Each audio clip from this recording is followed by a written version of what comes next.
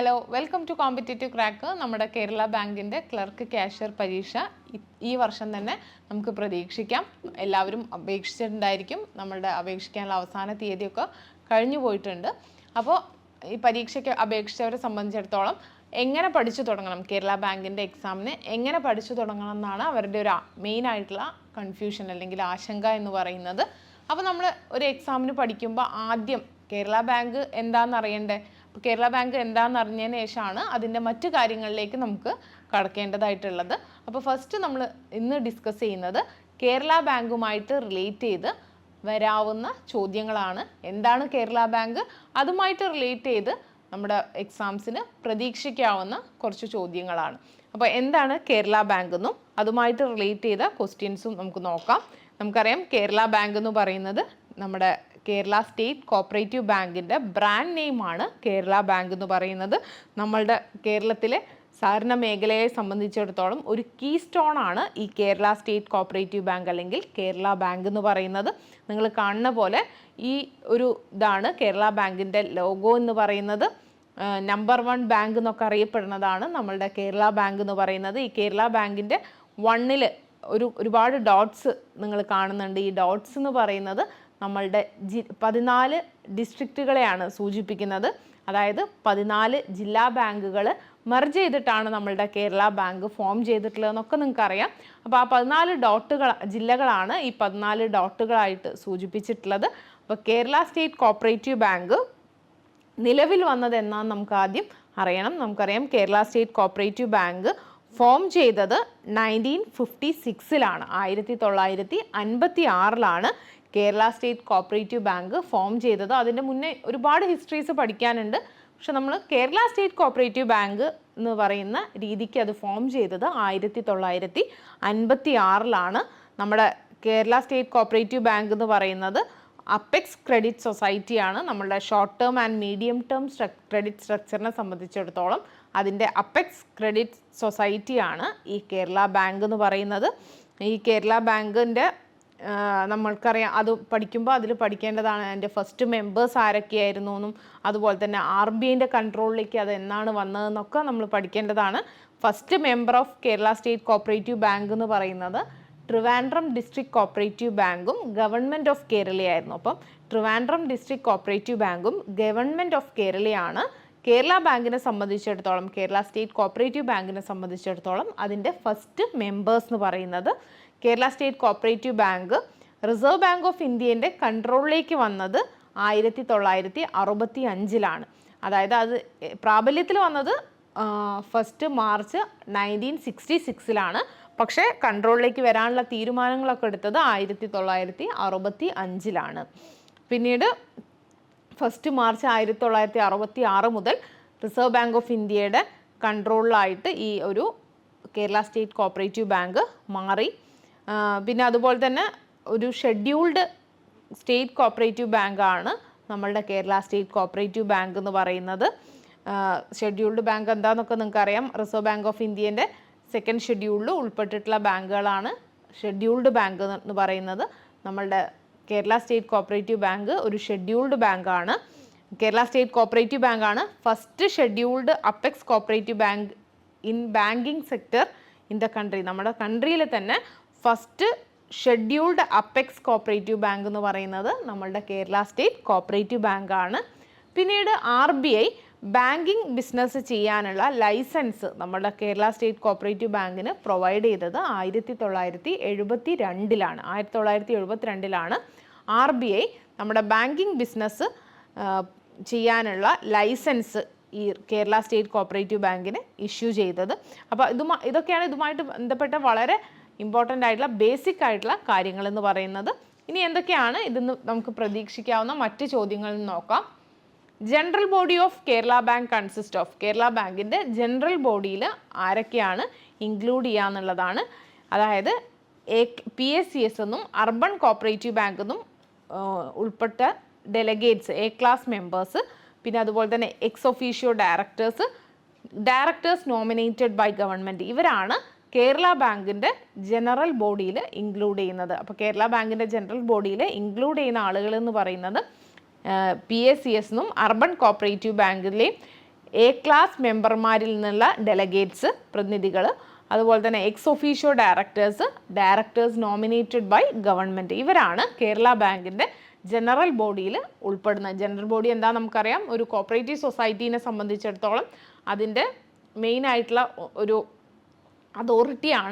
Final അതോറിറ്റിയാണ് general body എന്ന് പറയുന്നത്. അപ്പോൾ ഫൈനൽ അതോറിറ്റിയാണ് ജനറൽ ബോഡി എന്ന് പറയുന്ന സെക്ഷൻ 27 നമുക്ക് ഇമ്പോർട്ടൻ്റ് ആയിട്ട് പഠിക്കേണ്ട കാര്യമാണ്. അപ്പോൾ ഇങ്ങനെ പഠിക്കുമ്പോൾ നമ്മൾ കണക്ട് ചെയ്ത് പഠിച്ചു പോവുക. അപ്പോൾ ജനറൽ ബോഡി, കേരള ബാങ്കിൻ്റെ ജനറൽ ബോഡിയിൽ കൺസിസ്റ്റ് ചെയ്യുന്നത് delegates of A class members of PSCS and urban cooperative bank, ex officio directors nominated by government. പിന്നീട് കേരള ബാങ്ക് പഠിക്കുമ്പോൾ അതിൻ്റെ ഫസ്റ്റ് പ്രസിഡന്റ് ആരാന്ന് പഠിക്കണം. ഫസ്റ്റ് പ്രസിഡന്റ് എന്ന് പറയുന്നത് ഗോപി കോട്ടമുറിക്കലാണ്. First CEO of Kerala bank എന്ന് പറയുന്നത് PS രാജനാണ്. Managing director of Kerala state cooperative bank is appointed by Kerala state cooperative ബാങ്കിൻ്റെ മാനേജിംഗ് ഡയറക്ടേഴ്സിനെ അപ്പോയിൻറ്റ് ചെയ്യുന്നത് ഗവൺമെൻറ് ഓഫ് കേരളയാണ്. ഈ ഒരു കേരള സ്റ്റേറ്റ് കോപ്പറേറ്റീവ് ബാങ്കിൻ്റെ മാനേജിംഗ് ഡയറക്ടേഴ്സിനെ അപ്പോയിൻറ്റ് ചെയ്യുന്നത്. Next question, board of directors of Kerala bank consist of. Kerala ബാങ്കിൻ്റെ ബോർഡ് ഓഫ് ഡയറക്ടേഴ്സിൽ എത്ര ആളുകളാണ് ഉണ്ടാവുക എന്നുള്ളതാണ്. 21 അംഗങ്ങളാണ് കേരള ബാങ്കിൻ്റെ ബോർഡ് ഓഫ് ഡയറക്ടേഴ്സിലുള്ളത്. ഈ 21 അംഗങ്ങളിലും ഓരോ ഇതിന്ന് എത്ര പ്രാതിനിധ്യം വേണമെന്ന് പ്രത്യേകം പറയുന്നുണ്ട്.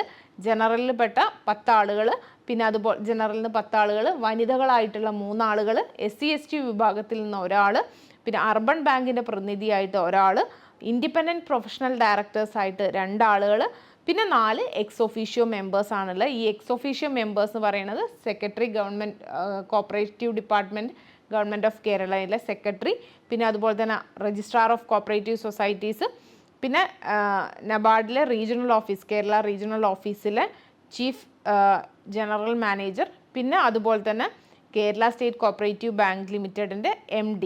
ഇത്രയും ആളുകളാണ് എക്സ് ഒഫീഷ്യോ മെമ്പേഴ്സ് എന്ന് പറയുന്നത്.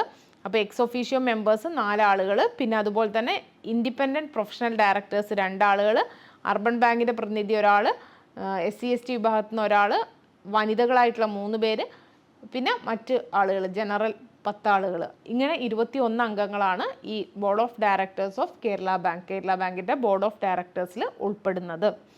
പിന്നീട് dash who shall be invited by the director board to represent the non credit societies for a period of 1 year on rotation basis from among the apex cooperative federation of the state. അതായത് ഇതിൽ ഒരാൾ 1 മെമ്പറിനെ നമ്മളെന്താണ് director ബോർഡിൽ റെപ്രസെൻറ്റേറ്റീവായിട്ട് വെക്കും. Non credit 1 വർഷത്തേക്കാണ്, rotation ബേസിസിലാണ് അത് വരിക. അത് അപ്പെക്സ് കോപ്പറേറ്റീവ് ഫെഡറേഷൻ എന്നാണ് നമ്മൾ ഇങ്ങനെയുള്ള പ്രതിനിധികളെ അപ്പോയിൻറ്റ് ചെയ്യുന്നത്. ഈ ഒരു ഇങ്ങനെ നമ്മൾ നേരത്തെ പറഞ്ഞ ഇങ്ങനെ ഇൻവൈറ്റി ആയിട്ട് നമ്മൾ വിളിക്കുന്ന റൊട്ടേഷൻ ബേസിൽ വിളിക്കുന്ന ആളുകൾക്ക് വോട്ടിംഗ് റൈറ്റ് ഉണ്ടാവില്ല എന്നാണ് പറയുന്നത്. Next one, total number of government nominees in the committee of Kerala bank. Kerala ബാങ്കിൻ്റെ കമ്മിറ്റിയിൽ എത്ര ഗവൺമെൻറ് നോമിനീസ് ആണ് ഉള്ളതെന്നാണ്. 2 അംഗങ്ങളാണ്, അല്ലെങ്കിൽ 2 പേരാണ് ഗവൺമെൻറ് നോമിനീസ് ആയിട്ട് കേരള ബാങ്കിൻ്റെ കമ്മിറ്റിയിൽ ഉള്ളത്. ഇനി dash related to Kerala bank newly provisions inserted in the act through 2019 act amendment. അതായത് 2019 അമെൻമെൻറ്റിൽ വഴി പുതിയതായിട്ട് ഇൻസേർട്ട് ചെയ്ത കേരള ബാങ്കുമായിട്ട് റിലേറ്റ് ചെയ്തിട്ടുള്ള പ്രൊവിഷൻസ് ഏതൊക്കെയാണെന്നാണ്. സെക്ഷൻ 14A, 74H, അതുപോലെ തന്നെ ചാപ്റ്റർ 10C. ഇതാണ് കേരള ബാങ്കുമായിട്ട് റിലേറ്റ് ചെയ്ത് 2019 അമെൻമെൻറ്റ് പ്രകാരം പുതുതായിട്ട് ആഡ് ചെയ്തിട്ടുള്ള പ്രൊവിഷൻസ് എന്ന് പറയുന്നത്. അപ്പം സെക്ഷൻ 14A, അതുപോലെ തന്നെ 74H, 10C ഇതാണ് പുതിയ പ്രൊവിഷൻ. കേരള ബാങ്കുമായിട്ട് റിലേറ്റ് ചെയ്ത അമെൻമെൻറ്റ് വന്നപ്പോൾ ഇൻസർട്ട് ചെയ്തിട്ടുള്ള പുതിയ പ്രൊവിഷൻസ് എന്ന് പറയുന്നത്. നെക്സ്റ്റ് വൺ ആണ് special provision relating to amalgamation through transfer of assets and liabilities of district cooperative bank to Kerala state cooperative bank is mention in dash chapter. അതായത് നമ്മളുടെ ജില്ലാ ബാങ്കുകൾ കേരള ബാങ്കുമായിട്ട് മെർജ് ചെയ്തപ്പോൾ ആ അമാൽഗമേഷൻ വഴി assets and liabilities district cooperative ബാങ്കിലെ കേരള ബാങ്കിലേക്ക് transfer ചെയ്യുന്നതുമായിട്ട് ബന്ധപ്പെട്ട് ഉള്ള മെൻഷൻ ചെയ്യുന്ന ചാപ്റ്റർ ഏതാണെന്നാണ്. ചാപ്റ്റർ 10C അത് മെൻഷൻ ചെയ്യുന്നത്. അതായത് അമാൽഗമേഷൻ നടത്തുമ്പോൾ ഈ ജില്ലാ ബാങ്കിലെ അസറ്റ്സ് ആൻഡ് ലയബിലിറ്റീസ് ഒക്കെ കേരള ബാങ്കിലേക്ക് ട്രാൻസ്ഫർ ചെയ്യുന്നതുമായിട്ട് ബന്ധപ്പെട്ടിട്ടുള്ള പ്രൊവിഷൻസ് മെൻഷൻ ചെയ്യുന്ന ചാപ്റ്റർ എന്ന് പറയുന്നത് ചാപ്റ്റർ 10C ആണ്.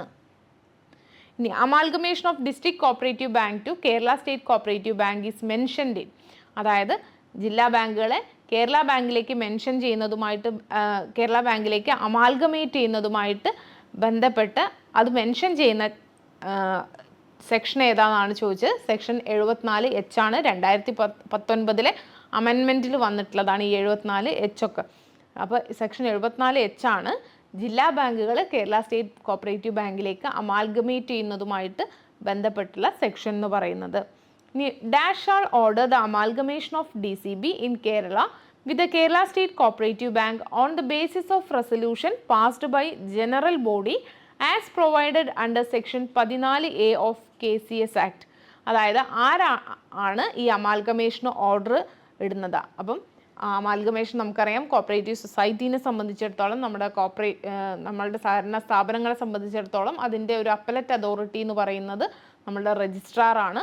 അപ്പോൾ രജിസ്ട്രാറാണ് ഈ ഒരു ഓർഡർ ഇടുന്നത്. അമാൽഗമേഷനുമായിട്ട് ബന്ധപ്പെട്ടിട്ടുള്ള 14A പ്രകാരം ഉള്ള അമാൽഗമേഷൻ നടത്താനുള്ള ഓർഡർ ഇടുന്നത് രജിസ്ട്രാറാണ്. നെക്സ്റ്റ് വൺ ആണ് dash act as A clearing house for all cooperative banks in state cooperative bank in Kerala. അതായത് കേരള സ്റ്റേറ്റ് കോപ്പറേറ്റീവ് ബാങ്കാണ് നമ്മളുടെ സ്റ്റേറ്റിലുള്ള എല്ലാ കോപ്പറേറ്റീവ് ബാങ്കുകളുടെയും ഒരു ക്ലിയറിംഗ് ഹൗസായിട്ട് പ്രവർത്തിക്കുന്നത് കേരള സ്റ്റേറ്റ് കോപ്പറേറ്റീവ് ബാങ്കാണ്. അതായത് Kerala state cooperative bank act as A clearing house for all cooperative bank in state cooperative banks in Kerala. അതായത് നമ്മളുടെ സ്റ്റേറ്റിലുള്ള കോപ്പറേറ്റീവ് ബാങ്ക്സിൻ്റെയൊക്കെ ഒരു ക്ലിയറിംഗ് ഹൗസായിട്ട് പ്രവർത്തിക്കുന്നത് നമ്മളുടെ കേരള സ്റ്റേറ്റ് കോപ്പറേറ്റീവ് ബാങ്കാണ്. ഇനി dash is A link between NABARD and cooperative credit institution in the state four agriculture and rural development. അതായത് നബാർഡും നമ്മളുടെ cooperative credit ഇൻസ്റ്റിറ്റ്യൂഷൻസും ഒക്കെ ആയിട്ടുള്ള ഒരു ലിങ്ക് ആയിട്ട് പ്രവർത്തിക്കുന്നത് നമ്മളുടെ കേരള സ്റ്റേറ്റ് കോപ്പറേറ്റീവ് ബാങ്കാണ്. നമ്മുടെ കോപ്പറേറ്റീവ് ബാങ്ക്സിനൊക്കെ ഉള്ള ഫിനാൻഷ്യൽ അസിസ്റ്റൻസ് ഒക്കെ ത്രൂ കേരള ബാങ്ക് വഴിയാണ് നബാർഡ് പ്രൊവൈഡ് ചെയ്യുന്നത്.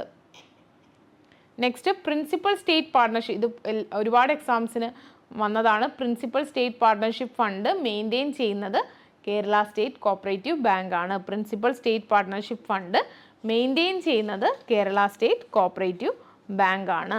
അപ്പോൾ നമ്മൾ കേരള ബാങ്കുമായിട്ട് ബന്ധപ്പെട്ട് വളരെ ബേസിക് ആയിട്ട് അറിയേണ്ട കുറച്ച് കാര്യങ്ങളാണ് നമ്മളിന്ന് ഡിസ്കസ് ചെയ്തത്. അപ്പോൾ കേരള ബാങ്കിൻ്റെ എക്സാംസിന് ഇനി ഒരു കുറച്ച് മാസങ്ങൾക്കുള്ളിൽ നമുക്ക് പരീക്ഷ പ്രതീക്ഷിക്കാം. അപ്പോൾ പരീക്ഷയിൽ നമ്മുടെ ഫസ്റ്റ് നമ്പർ 1 ബാങ്കിൽ നമ്പർ 1 ആവാൻ വേണ്ടിയിട്ട് നിങ്ങൾക്ക് CCയുടെ പുതിയ ബാച്ച് നമ്മൾ സ്റ്റാർട്ട് ചെയ്തിട്ടുണ്ട്. ബാച്ചിൻ്റെ പ്രത്യേകത എന്ന് പറയുന്നത് കംപ്ലീറ്റ്ലി സിലബസ് ഓറിയൻറ്റഡ് ആയിട്ടാണ് നമ്മൾ ബാച്ച് പ്രൊവൈഡ് ചെയ്യുന്നത്.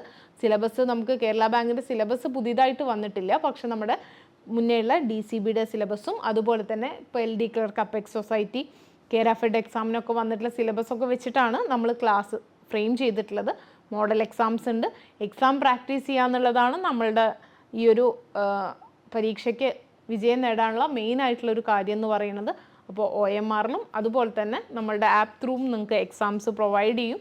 അപ്പോൾ ഇങ്ങനെയുള്ള ഫ്രീ മെൻറ്റർഷിപ്പോടുകൂടി നമുക്ക് സ്റ്റഡി മെറ്റീരിയൽസും ഒക്കെ പ്രൊവൈഡ് ചെയ്യുന്ന ഒരു രീതിക്കാണ് നമ്മുടെ ക്ലാസ് നമ്മൾ പ്രൊവൈഡ് ചെയ്യുന്നത്. അപ്പോൾ ക്ലാസ്സിൽ ജോയിൻ ചെയ്യാൻ താല്പര്യമുള്ളവർ ബോട്ട് നമ്പറിൽ കോൺടാക്റ്റ് ചെയ്യാം. അപ്പോൾ ഇത്തവണത്തെ കേരള ബാങ്കിൻ്റെ എക്സാം നമുക്ക് CCയോടൊപ്പം ക്രാക്ക് ചെയ്യാം. താങ്ക്